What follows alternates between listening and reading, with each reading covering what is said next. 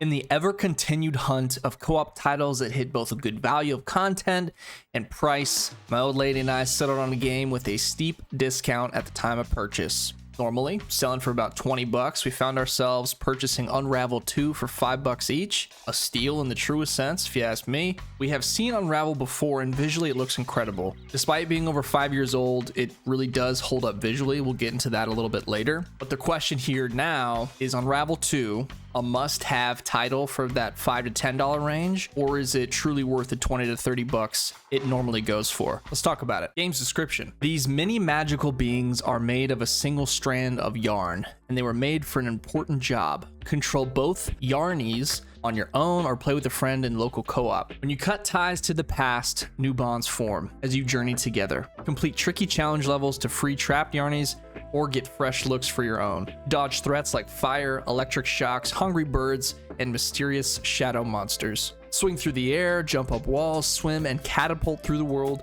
as you chase your spark. Developed by Coldwood Interactive and published by EA. Let's talk about the target audience. Now, this game is going to be for people who like co-op, local co-op, puzzle games, anything with like a multiplayer feel. If you don't like dialogue, if you like a story that is sort of up for interpretation, with you being the person who decides what you get out of it, this is going to be a game you'll probably like. It's beautiful, the images, the environments, the whole mood. I genuinely believe it's for someone looking to take a break from a big grand RPG adventure or the intensity of online multiplayer. It's something to play with a partner, something to chill with, a game that you want to play if you want to activate your puzzle solving brain. I think the best word for it would be mellow. Let's talk about the art style. It's a 2D with realistic graphic design. By definition, it sits in that 2D space, but it looks like it wants to be 3D so bad. For a game over 5 years old though, it holds up. The lighting, the camera work, the environments are incredibly detailed. Because you play a small, tiny character, it had to invest a lot of time in getting the small, tiny details of all the environments correct. You're seeing the world around you in this perspective of being small. You can knock the game for whatever reason, but the graphics can't be a part of it. They did a great job. Let's talk about the core mechanics. The character you play is a yarny, so you are literally made of yarn, and you're going to be using that yarn as an extension of yourself to navigate the environment. You're going to be doing a lot of swinging, so a lot of jumping and then reaching into range of, I guess you'd call it like a node, and you can shoot yarn out to grab on to swing or propel yourself to other locations. You can make yarn lassos. You're going to do a lot of wall jumping. A feature that was actually really nice, let's say one character is on a ledge much higher than the other character. The character or the player on the higher ledge can actually pull the other character up. So you both don't necessarily have to accomplish the same traversal of the section of the environment. One person can complete it and then just pull the other person up. So that does help both with speed, and if you're just like frustrated with a certain section, you can just pull the other person up. I think it's a nice add. You can also absorb the other player. So let's say you have to take a break from playing or whatever, or you just don't feel like trying to do a certain section. And sometimes, frankly, it's just easier to have one person do it. So you can absorb one character, complete the puzzle, and then that person can detach themselves after that section. That's the way I can describe it. You're basically giving the other character a piggyback ride. There will also be these sections where you can build bridges or ramps. So both characters can tie off part of the yarn to, a certain post or whatever, and you'll create a bridge or a ramp that you can push objects up or down these ramps. You can use these bridges that you create to launch yourself higher into the air. You can push and pull objects. You'll combine all of these different physics between you, the other character, and the yarn while escaping enemies, which range from these like mysterious shadow creatures to machines to the elements to animals. This is all while traversing several different types of environment. You'll be inside factories, in a forest, on rooftops, inside gears, underwater, underground. There's a bunch of different stuff. They kind of touch on a bunch of different environments. Let's talk about the audio. I thought sound design and effects were great, but for me, the music wasn't so great. It's not a knock on the game itself, but it did feel repetitive at times, especially if you were delayed by a puzzle.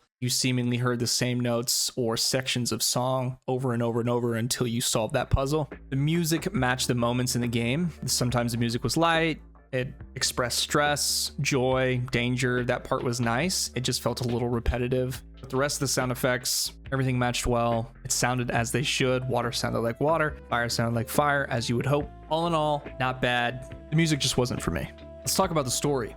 To be honest, I still don't know.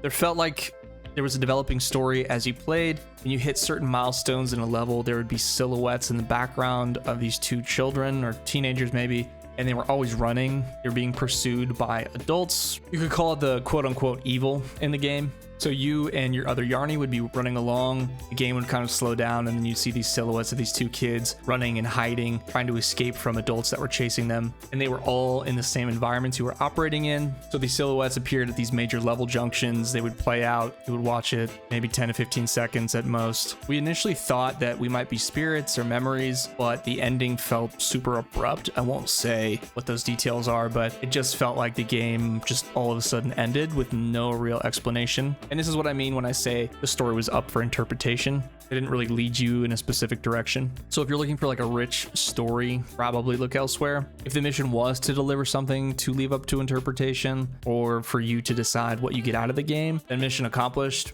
But I wanted more, maybe like just some kind of answer or explanation. Let's talk about the content. There's about 4 to 6 hours of gameplay. We finished in that 4 to 6 hour range, like maybe right around 5 hours or so. Each mission will list what collectibles you haven't found or haven't found, your level time, and a couple of other points of note. There's a focus on the time trials built into the game, so they do record your time to beat. So if you're a speedrunner, you might actually find some joy in this one. You can earn additional character skins or models by completing the bonus content, so there is some motivation there to do the extras, but you can finish this title in a day. You can finish this in one stream if you're a creator. It's definitely more fun with a partner, in my opinion. You could go solo, but this is definitely a game you're gonna get some laughs too, so I'd recommend playing with somebody else. Let's talk about the QA. No issues with the game itself, but the launcher, again, is a huge problem. It's a huge pain in the ass to connect to somebody else. We could not connect directly with each other through Steam, but I couldn't invite through the EA launcher, so I had to open the EA launcher and then invite through Steam for it to work. I could not invite directly through Steam. It would never work. I was forced to download this launcher, create an account, invite through Steam still, as long as I open the EA launcher first and open the game through the EA launcher. Outside of this, the game itself ran great, optimized great. I played on PC with a controller. I highly recommend using a controller. Ran like a charm, no lag, no chop on stream. But again, the launcher is a nightmare. And you're going to see a lot of mixed reviews, and I guarantee almost all of those are going to be directly related to this launcher and the connectivity issues. So the question at hand is Unravel 2 worth your time and money? At the time of posting this video, Unravel 2 is on Steam $5, Nintendo Store around $6, also available on Xbox and PlayStation for similar prices, but the normal price tag for this title lands in that $20 range. In my humble opinion, that is too high for me. Unless you are a huge fan of the first, I'd say closer to that $10 range is more appropriate, especially because of the wonky launcher and the difficulty it causes connecting to other players. There are other titles in that dollar range worth $20 for sure, and games you can get a lot more value from in terms of playtime and content. That said, it's beautiful to look at, and the reviews from folks who played the first said the physics have vastly improved, so I will trust that input. The story is kind of meh, and the launcher is atrocious. At $10 and under cost is the sweet spot for this game, in my opinion. You can get it between $5 and $10, and you have someone to play it with. You'll enjoy it. I mean, it's, again, very, very nice to look at and worth it if on sale. That's it for me, folks. Thank you guys for watching. Thank you for your time. You can find me at Ghost Stories Gaming and Ghost Plays Games on all things social. Also look out for the Midnight Release podcast, which we release episodes weekly. One-on-one conversations with content creators with no limit on topics. So if you're just looking for someone to listen to at work or on your morning commute, check that out. You can find that on YouTube or wherever you listen to podcasts. Catch you guys on the next episode. Peace.